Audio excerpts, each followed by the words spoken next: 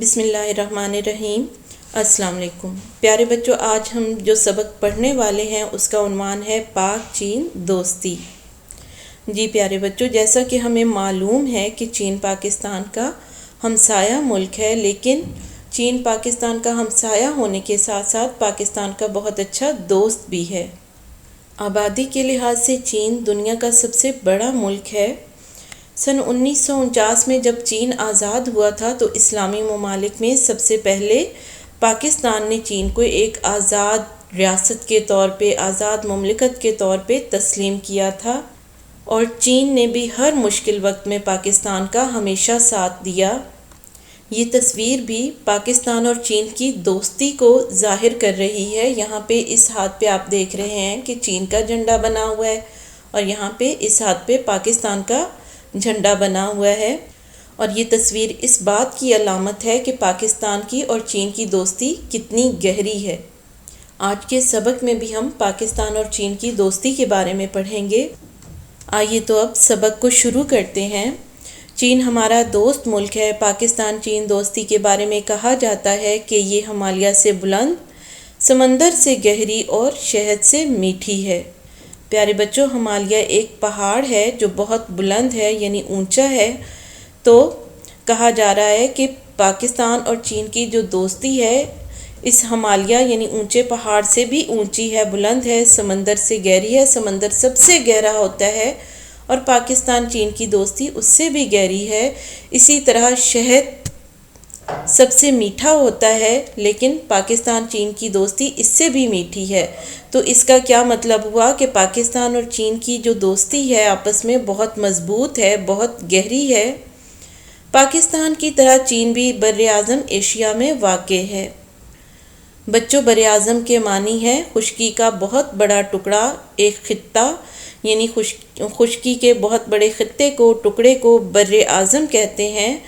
تو پاکستان جس طرح سے براعظم ایشیا میں واقع ہے، چین بھی جس براعظم میں پاکستان واقع ہے یعنی براعظم ایشیا میں، تو چین بھی براعظم ایشیا میں ہی واقع ہے۔ آبادی کے لحاظ سے چین دنیا کا سب سے بڑا ملک ہے۔ آبادی کے اعتبار سے یعنی آبادی کے لحاظ سے، یعنی چین کی آبادی سب سے زیادہ ہے پوری دنیا میں۔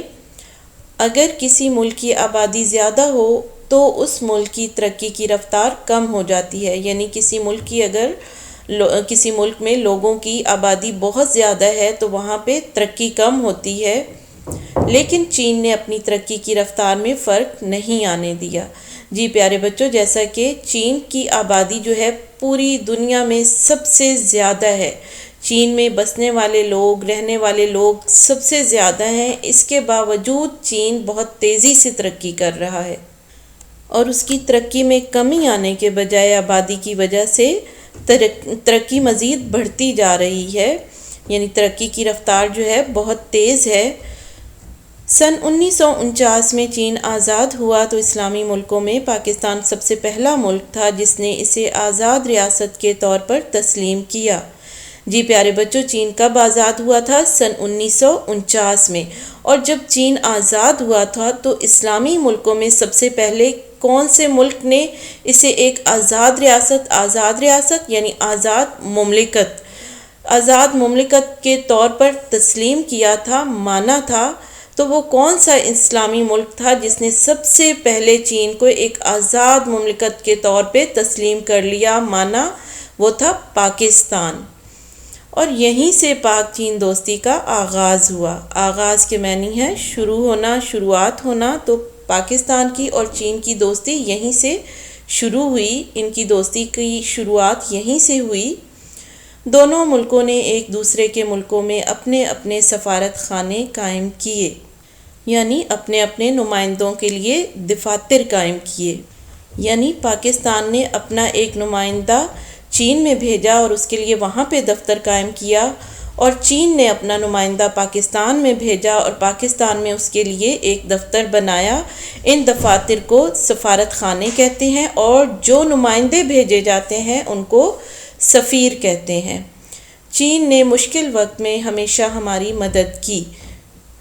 سن 1965 کی پاک بھارت جنگ میں چین نے ہمارا بھرپور ساتھ دیا۔ جی پیارے بچوں، پاکستان پہ جب بھی کوئی مشکل وقت آیا تو چین نے ہمیشہ پاکستان کی مدد کی، اور سن 1965 کی جو پاک بھارت جنگ ہوئی تھی، جب بھارت نے پاکستان پر اچانک سے حملہ کر دیا تھا، تو اس جنگ میں بھی چین نے پاکستان کا بھرپور مکمل طور پر ساتھ دیا۔ چین نے ہمیشہ ایک اچھا ہمسایہ ہونے کا ثبوت دیا، ہمسایہ یعنی پڑوسی ہونے کا ثبوت دیا۔ چین نے ثابت کیا کہ وہ پاکستان کا بہت اچھا پڑوسی ہے، بہت اچھا ہمسایہ ہے۔ ہمارے مذہب نے بھی ہمیں یہی سکھایا ہے کہ ہمسائے سے اچھے تعلقات قائم رکھے جائیں۔ اس لیے چین سے ہماری محبت کبھی کم نہیں ہوئی، بلکہ اس میں روز بروز اضافہ ہو رہا ہے۔ جی پیارے بچوں، ہمارا مذہب بھی ہمیں یہی سکھاتا ہے کہ ہمسایوں کے ساتھ اچھے تعلقات قائم رکھے جائیں، ان کا خیال رکھا جائے۔ اسی وجہ سے چین سے کبھی ہماری محبت کم نہیں ہوئی، ہماری دوستی کم نہیں ہوئی، ہمیشہ بڑھتی رہی ہے، اور اس میں روز بروز ہر آنے والے دن کے ساتھ اضافہ ہوتا رہا ہے۔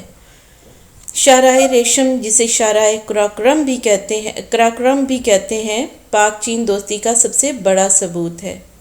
شاہراہ کہتے ہیں بہت بڑی سڑک کو، تو شاہراہ ریشم ایک بہت بڑی سڑک کا نام ہے جو پاکستان اور چین کے درمیان بنائی گئی ہے، جو چین کو پاکستان سے اور پاکستان کو چین سے ملاتی ہے، جسے شاہراہ قراقرم بھی کہتے ہیں۔ اسے شاہراہ قراقرم کیوں کہتے ہیں؟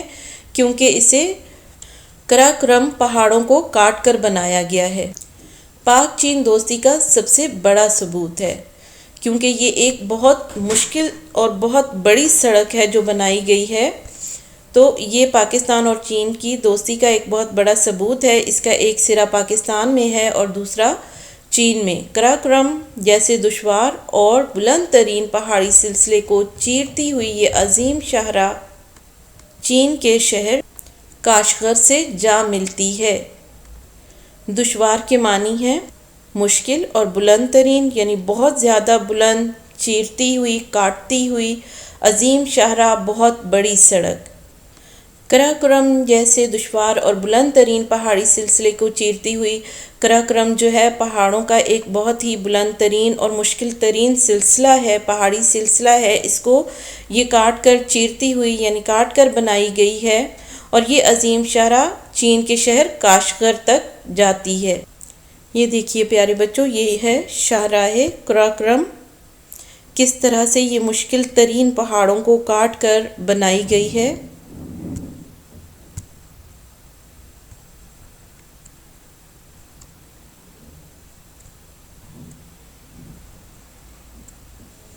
سبق ہمارا ابھی مکمل نہیں ہوا ہے، سبق کا بقیہ حصہ ہم اگلے لیکچر میں پڑھیں گے۔